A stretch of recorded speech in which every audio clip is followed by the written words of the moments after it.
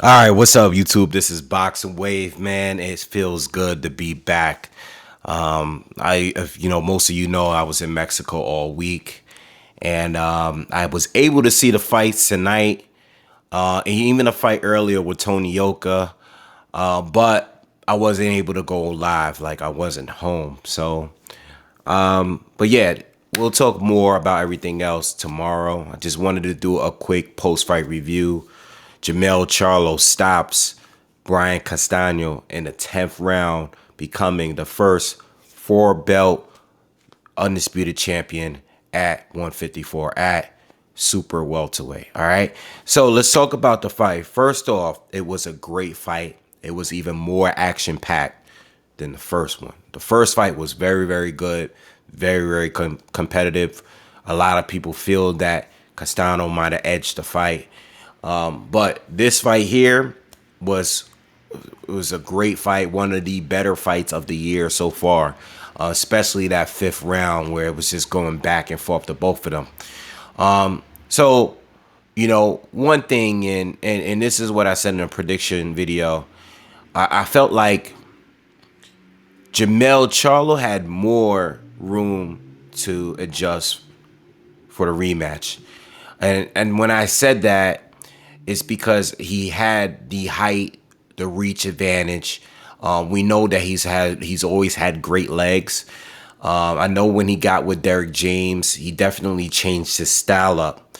But I always felt that he can kind of revert back to some of his old ways and going into this fight.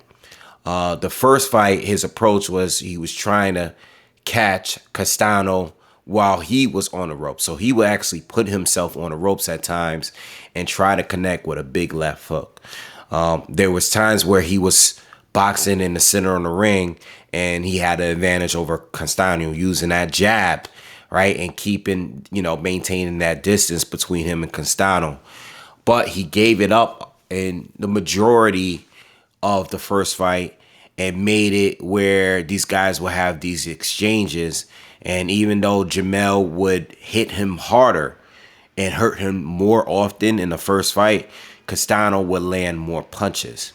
This was a completely different fight, and you knew it was going to be a different fight in the first round because Jamel was using the distance. He was using his legs to move. He was using his jab and staying and working from the outside. He was throwing right hands and uppercuts to the body. He really worked the body more in this fight. I seen him feinting a little bit more early. I seen him using his lead hand to keep that space between him and Castano. So I seen a little few things that he improved on. But with that being said, because of Castano's pressure, right, he would kind of bait Jamel at times in this fight here to trade with him, and even though it's dangerous to do it, and it was dangerous because he got hit with a lot more shots in this fight, it was his only chance of really having an advantage against Charlo by fighting on the inside. But it was still dangerous then. And then in this fight here, Jamel was just way more intelligent the way he fought. His approach was intelligent, not just what he was doing on the outside, but you saw him tying up, actually tying up continuously, especially in the first, 3 or 4 rounds when Castano would get inside. But the way he threw his punches, the way he threw his combinations, kept it short and then got back on the move. He didn't stand there for too long. He didn't keep his ropes on his back against the ropes for too long or anything like that. And he was just a lot more slippery when they were on the inside. So Jamel improved in every way in this fight, whereas Castano, in order for him to have his moments, he had to work a lot more, like a lot harder, and he had to take a lot more punches.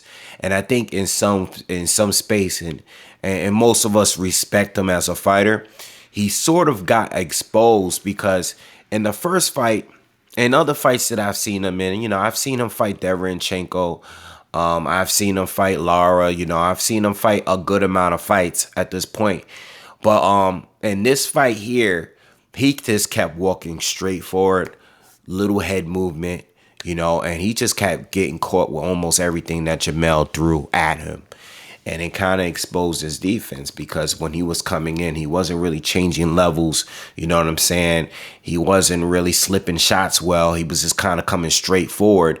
And Jamel was just getting the timing right and just catching him on the move, and with power shots. You know what I'm saying? Now, I had the fight scored 6-3 going into the 10th. All right. I feel like there was like 4 swing rounds. I think a couple of them I gave to Jamel, a couple of them I gave to Castano. But it was a very competitive fight. And in the 10th round, I was tweeting. I was tweeting as I was watching the fight, because I wasn't home to record or do a live video. But I was tweeting, and I said maybe after the 4th round or maybe around the 5th round, I expect Castano to get hurt at some point, because he was just he was taking too much punishment. And as much as he showed great heart, he has an excellent chin. He recovers extremely quickly. There was points where Charlo clearly hurt him, backed him up a couple of times, and he would just recover quickly, But he started taking a lot of damage. We saw there was some swelling on his right eye. And I think when he got caught with the left hook in the 10th round, it was like a delayed reaction knockdown. At that point, even when he got up on time, but he wasn't fully recovered yet. And, Jamel kind of just finished him off, got him down again, and he wasn't able to get up after that. He just took too much punishment this time in order to make the fight competitive, which it was. It was a very competitive fight. But this time around, he took way too much damage in order to get his offense off. Whereas the first fight, Jamel put himself in a position to go to war with Castano. So Castano didn't have to work so much as far as getting in, because Jamel invited him here. You know what I'm saying? But in the second fight, Castano actually had to really dig and work to get close enough to get in range to land those combinations, all right? And he did well. But again, Jamel, his defense, he was more slippery. He kept moving. You know what I'm saying? Good pressure from Castano, but Jamel, who also has an iron chin, took the shots well and was getting the better of him. Even when Castano landed more and he was in control momentarily, it was never a point where Jamel wasn't landing. You know what I'm saying? And that's what I'm saying. Like, as far as the scoring, I had it 6-3. I wouldn't be surprised if there's people out there that had it 7-2 for Jamel, or even 8-1, because Jamel never had a bad round, but I can also see people saying, 5-4 Jamel, or, you know what I'm saying? Or might giving a round or two a draw or whatever. It was a very competitive fight. It's just that Jamel, again, was not only landing the harder shots, but he was consistent, unlike the first fight where I thought Castano was the more consistent fighter. He wasn't consistent here, and he took way more damage this time around. And it was just, it's not based on him not being ready, him not being focused or anything like that. It's because of what Jamel was doing. Congratulations to Jamel Charlo, because I've been following his career, his whole career. He's one of the fighters. Him and his brother, I've been following them their whole professional career. And I've seen the growth. I've seen, when Jamel had his dreads and he was fighting with Golden Boy on Fox Sports 1. I've seen him go from Golden Boy and being on those cards. And I've seen him when he was before he got with Derrick James. I seen him like have really close fights where he was a boxer. He wasn't a boxer puncher. You know what I'm saying? He used his legs a lot. He was a good counter puncher, but he had some really closer fights earlier in his career. And then going to Derrick James and basically transforming him, and he's still, like, I feel like right now, this was the best Jamel Charlo I ever seen, even though the fight was very close. I know he's had first-round knockouts against Erickson Lubin and stuff. Listen, I know he's performed at a high level before, But I've seen the growth more so than any other fight in this fight here, because he actually had a game plan, stuck to it. Normally, you can try to get him, you could derail him from going with his game plan because he's fallen so in love with his power. But now you can see that he really fights smart. This was definitely his best performance. I don't know. I'm sure most people had him in the top 10 for being like a 3-belt title holder, maybe, whatever. But this fight here makes him look like a much better boxer. He's a boxer puncher, and he's one of the best KO artists in here, because I think all of these fights that he's had with Derrick James, he's knocked out pretty much everybody. I know he had a draw, I know he had a loss, but he knocked out both of those guys that he had a draw and a loss to. He's been knocking out everybody. And, these are good fighters he's knocked out, But just seeing in transition, Derrick James, you got to give him a lot of credit. If he's not the best coach, he's one of the best coaches in the sport, because you can see what he actually trained them to do. I love to see that. There's a lot of great fighters out there that switch trainers, and you might notice little subtle differences in them, but I seen he is the most improved fighter. For him to go from, a top 5, maybe number top 6, top 7 guy in 154 to being number 1. I tweeted this as well. J-Rock, Jamal Charlo, Demetrius Andrade, all these guys at 154. It's Eris Landy Lara. At one point I rated these guys higher than Jamel Charlo at one point. Even though that's my guy, like, I rated them higher because I always gotta keep it real. And I rate Jamel way over the rest of those guys. It's not even close.